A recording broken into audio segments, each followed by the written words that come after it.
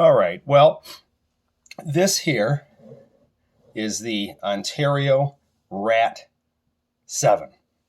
Now, it's obviously very heavily modified, as you can see. So, normally in the handle here, there's a big swell. Well, I didn't particularly care for that big swell.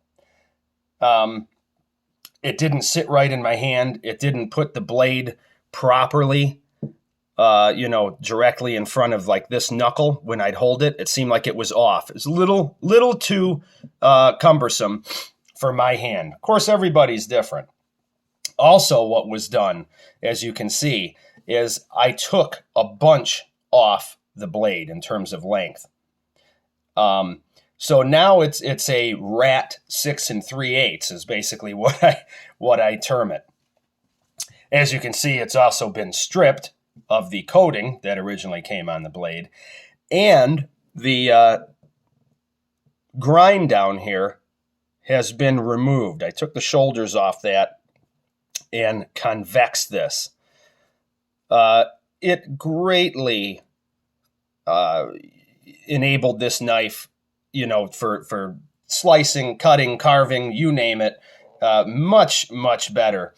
These knives are, they build them in such a way and they put these thick grinds on them, probably because there's a lot of people pounding these types of knives through knotty logs. And so, they actually make them a little more beefed up. Where for my needs, this is plenty here. This is plenty thickness, plenty stoutness. I just want it to perform more. I want it to feather wood easier, and I want it to cut through whatever type of media. Could be rope, could be carrots, could be a rack of ribs. I want things to perform better. I don't spend most of my time batoning firewood. I rarely do, in fact, baton any firewood, or even split it with my hatchet or axe when I'm out in the woods. Usually, there's other ways around to get that fire brighter and hotter and catch bigger pieces on. You can find more thumb-sized pieces to throw on. Instead of splitting down 4-inch rounds or 6-inch rounds or whatever you're doing. Also on this here, I've 90-degreed this spine to throw the spark with the ferrocerium rod, and it works wonderfully. We can see the robustness of that tip. So I clipped this point down, and it's fantastic. Really, really enjoy the Rat 6 3/8 knife.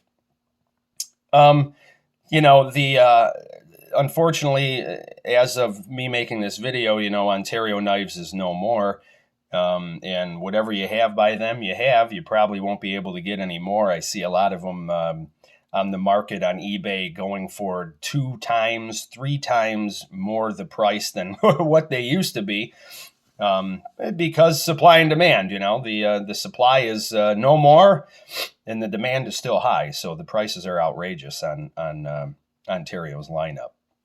But this is what I did. One size does not fit all, and I really, really liked this knife, because I own the SE6HM, and sometimes the handle on the SE6HM was a little left to be desired for me.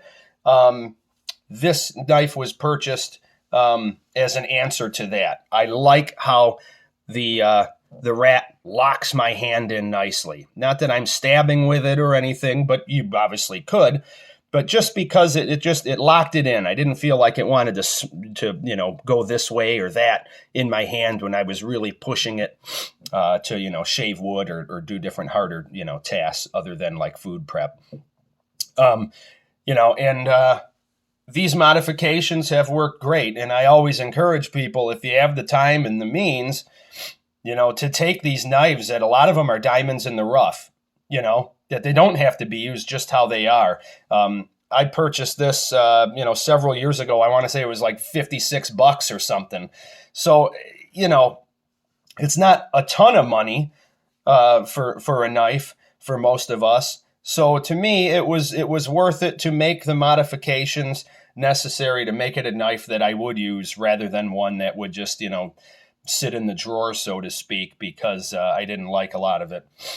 The biggest one for me, after removing the coating, was this handle here. Taking that down, that big hump that was here, taking that down really, really helped. The feel of this knife for me. As you can see, a little bit of surface rust and those things. This stuff comes off no problem. I don't have any issue. I live in a wet, cold environment. I don't have any issue with high carbon steels. I feel like a lot of people are so afraid of having tarnish on their blade or any type of, surface rust, or the way that people talk about carbon steel in some of these forums is, if you don't oil down your blade when you get home, the thing's going to turn to powder, it's going to pretty much turn to dust, and it just gets ridiculous. I like the performance of 1095 and 1075 and '01 steel. The performance is great. They're good, tough outdoorsman steels. These knives, take a great edge. They hold it, well enough for anybody. Above all of it, they're easy to field sharpen. A little stone, a strop, even a river rock. You're not dealing with high-end steels that need diamond or ceramic and all that stuff.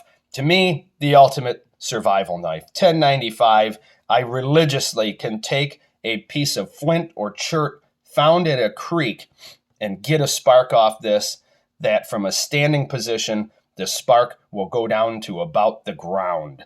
And to get char cloth lit, that's incredible. That to me is the ultimate survival knife.